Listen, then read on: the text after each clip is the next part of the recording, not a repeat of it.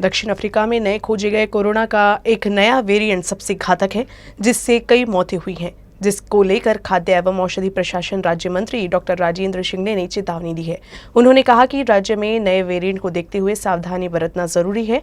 उन्होंने कहा आगे की संक्रमण के मद्देनजर कई उचित कार्रवाई किए जाने की तैयारी है। आरोग्य विभागाचं जे दर बुधवारी सादरीकरण होते त्याच्यामध्ये सुद्धा आरोग्य विभागाच्या प्रधान सचिवांनी ही माहिती संपूर्ण मंत्रिमंडळाला दिली आणि हा दक्षिण आफ्रिकेमध्ये आलेला नवीन व्हेरिएंट याच्यापासून सुद्धा आपल्याला देशाला आणि राज्याला जागरूक राहावं लागेल। आज जरी आपल्या राज्यामध्ये कोरोना आटोक्यात आलेला दिसत जरी असला तरी मागील काही काळामध्ये आपण पाहतो की याची नवीन नवीन रूपं आज आपल्याला अनेक देशामध्ये त्या ठिकाणी दिसत आहेत आणि या नवीन व्हेरिएंट नवीन याच्यामुळे तर अनेक ठिकाणी मृत्यूसुद्धा झालेले आहेत आणि अतिशय घातक अशा प्रकारचा हा नवीन व्हेरिएंट असल्यामुळे महाराष्ट्राला इथून पुढच्या काळामध्ये जागरूक राहून या संदर्भात सुद्धा योग्य तो अवेअरनेस आपल्याला राज्यामध्ये वैद्यकीय क्षेत्राच्या माध्यमातून निर्माण करावा लागणार आहे। राज्य में कुछ जगहों पर एसटी बसें शुरू की गई हैं, लेकिन बुल्ढाना जिले में एसटी कर्मचारी अपनी हड़ताल पर अड़े हुए हैं। बुल्ढाना जिले के एसटी कर्मी ने कहा कि जब तक राज्य सरकार विलय की मांग पूरी नहीं करती तब तक आंदोलन जारी रहेगा। बुल्ढाना जिले में एसटी कर्मचारियों की हड़ताल की वजह से जिले में अब तक कोई भी एसटी बस शुरू नहीं हुई है। पिछले कुछ दिनों से अनिश्चितकालीन हड़ताल से यात्रियों को परेशानी हो रही है। हालांकि एसटी कर्मचारी अपनी भूमिका को लेकर अड़े हुए हैं। ऐसे में अब फोकस इस बात पर है कि सरकार क्या फैसला लेती है। आणि कोरोना काळात जेव्हा आमचे एसटी कर्मचारी अत्यावश्यक सेवेमध्ये आमचे एसटी कर्मचारी काम करत होते तेव्हा 350 कर्मचाऱ्यांचे निधन झालं, तर त्याचा सुद्धा प्रशासनाने दखल घेतलेली नाही आहे आणि आज आम्ही विलीनीकरणाच्या मागणीवर बसलेलो आहे। तर आमच्यावरती आमच्या मागणीचा विचार करायला पाहिजे, तर आमच्यावरती त्यांनी कारवाईच्या धमक्या दिलेल्या आहे। आम्हाला निलंबित करा, डिसमिस करा, तरी आम्ही घाबरणार नाही आहे।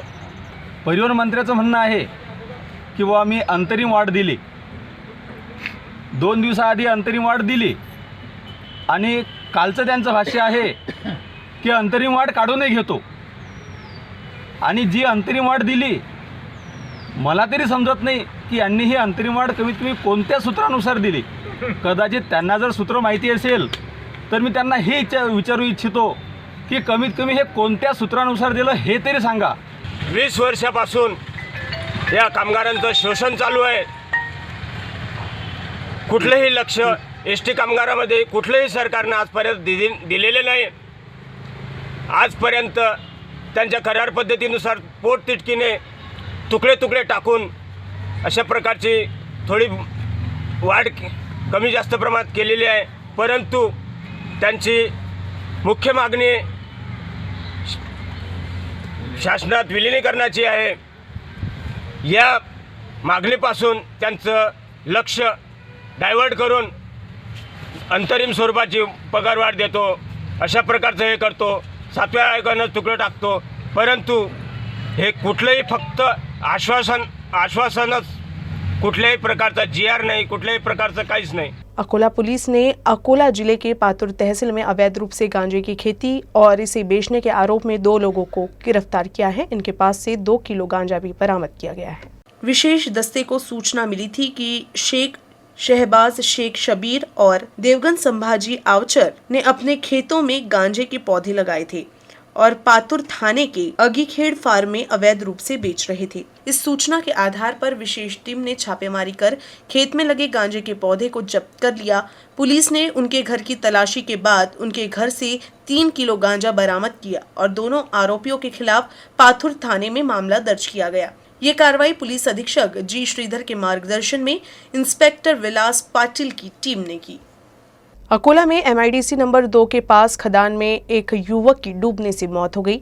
बचाव दल की मदद से युवक का शव बरामद किया गया। ऋषि पंजाब लोखंडे दोपहर में नहाने के लिए MIDC नंबर 2 के बगल में एक खदान में कूद गया। गहराई का अंदाजा नहीं होने के कारण वो पानी में डूब गया। शव को खोजने के लिए सशर्त प्रयास किए गए। पानी की गहराई 30 फीट होने के कारण शव को ढूंढने में प्रशासन को कड़ी मशक्कत करनी पड़ी। हालांकि लगभग 2 घंटे के सर्च ऑपरेशन के बाद आखिरकार शव को पानी से बाहर निकाला गया। अकोला जिले के वाड़े गांव में सांप और नेवले की जबरदस्त लड़ाई देखने को मिली। सांप और नेवला की दुश्मनी से तो सभी वाकिफ ही है। दोनों प्राणी एक दूसरे को देख ले तो फिर खैर नहीं। इन दिनों प्राणियों के बीच की दुश्मनी अकोला के वाड़े गांव में देखने को मिली। बीच सड़क पर सांप और नेवले की लड़ाई को देखकर उस समय वहां से गुजरने वाले लोग भी कुछ देर के लिए ठहर गए।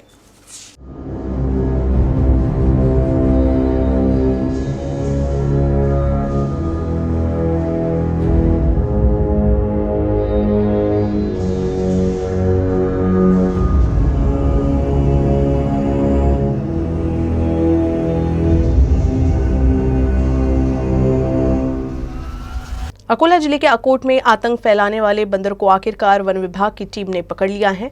बंदर ने हमला कर 5 बच्चों को जख्मी कर दिया था। पिछले कुछ दिनों से अकोट में एक बंदर का आतंक फैला हुआ था।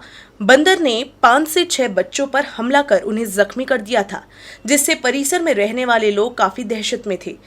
बंदर के बढ़ते आतंक को देखते हुए वन विभाग की टीम बंदरों को पकड़ने के लिए रेस्क्यू ऑपरेशन शुरू किया। वन कर्मियों को करीब 12 घंटे तक रेस्क्यू ऑपरेशन चलाने के बाद बंदर को पकड़ने में कामयाबी मिली। बंदर को पकड़ने के बाद नरसाला जंगल में छोड़ दिया गया। अमरावती में शिवाजी कृषि महाविद्यालय के पास ही एक महिला का शव बरामद किया गया है। मृत महिला नागपुर की रहने वाली है और उसके शव के पास ही 2 मासूम बच्चे भी मिले हैं। बच्चों के रोने के आवाज पर ही पुलिस को इस मामले की खबर मिली। हालांकि महिला ने आत्महत्या किया है या ये हत्या है, ये अभी तक स्पष्ट नहीं हो पाया है।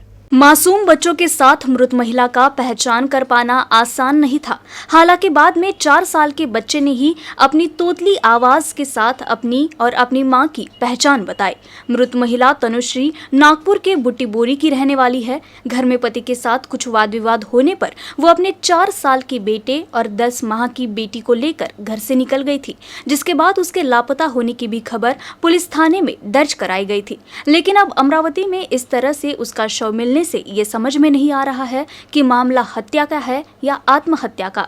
चूंकि तनुश्री नागपुर जिले की रहने वाली है, इसलिए इस बात की जांच की जा रही है कि वो अपने बच्चों को लेकर अमरावती कैसे आई।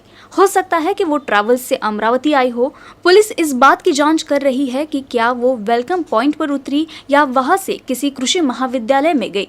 इन दिनों कृषि कॉलेज भवन की पेंटिंग चल रही थी और वहां अभी सीसीटीवी भी नहीं लगा है, जिससे घटना का कोई सुराग भी नहीं मिल रहा। पुलिस इलाके में लगे सीसीटीवी फुटेज की जांच कर रही है। इस घटना की जानकारी मिलने पर जब पुलिस घटनास्थल पर पहुंची तो मृत महिला का बेटा घबराया हुआ था। 2 से 3 घंटे बाद उसने बात करना शुरू किया और अपना नाम और अपनी मां का नाम बताया। इसके बाद वो पुलिस को इमारत की छत पर ले गया, जहां उन्हें महिला का पर्स और कुछ खाने का सामान मिला। इस जानकारी के आधार पर ही अब पुलिस मामले की जांच पड़ताल कर रही है। बेंगलुरु से पटना जा रहे गो एयरलाइन के विमान की शनिवार को नागपुर में आपात लैंडिंग हुई। विमान के इंजन की खराबी आने की वजह से आपात स्थिति में विमान को नागपुर में उतारा गया। शनिवार सुबह नागपुर एयरपोर्ट पर गो एयरलाइंस के विमान की सुबह 11:11 पर आपात लैंडिंग हुई। एयरबस A320 विमान की उड़ान के दौरान तकनीकी खराबी आ गई, जिसके बाद पायलट से इसे नागपुर एयरपोर्ट पर उतारा गया। इमरजेंसी लैंडिंग की स्थिति को देखते हुए सुरक्षा व्यवस्था को अलर्ट मोड पर रख दिया गया था। विमान ने रनवे पर सेफ लैंडिंग की और सभी यात्री सुरक्षित है। विमान ने शनिवार सुबह बैंगलोर एयरपोर्ट से पटना के लिए उड़ान भरी थी। फिलहाल सभी यात्री सुरक्षित है। एयरपोर्ट अथॉरिटी द्वारा विमान कंपनी को सूचना दे दी गई है। अब कंपनी द्वारा यात्रियों को ले जाने की और विमान को सुधारने की व्यवस्था की जाएगी। विमान के इंजन नंबर 2 से धुआं निकलता देख पायलट ने इमरजेंसी लैंडिंग कराई। विमान में सवार सभी 139 यात्री और क्रू मेंबर सुरक्षित है। नागपुर में पुलिस ने हवाला कारोबारियों पर बड़ा सर्जिकल स्ट्राइक किया है। शहर के लकड़गंज परिसर स्थित गणेश चैम्बर और इतवारी के बूतड़ा चैम्बर में एक ही साथ कार्रवाई कर 84 लाख रुपए जब्त किए हैं। पुलिस की कार्रवाई के बाद कई व्यापारी अंडरग्राउंड हो गए हैं। ऐसी रकम मिलने के बाद अब इस मामले में आयकर विभाग भी जांच में जुड़ गई है। नागपुर शहर पुलिस ने इतवारी के भुतड़ा चेंबर पर छापा मारकर हवाला कारोबारियों के खिलाफ बड़ी कार्रवाई की है।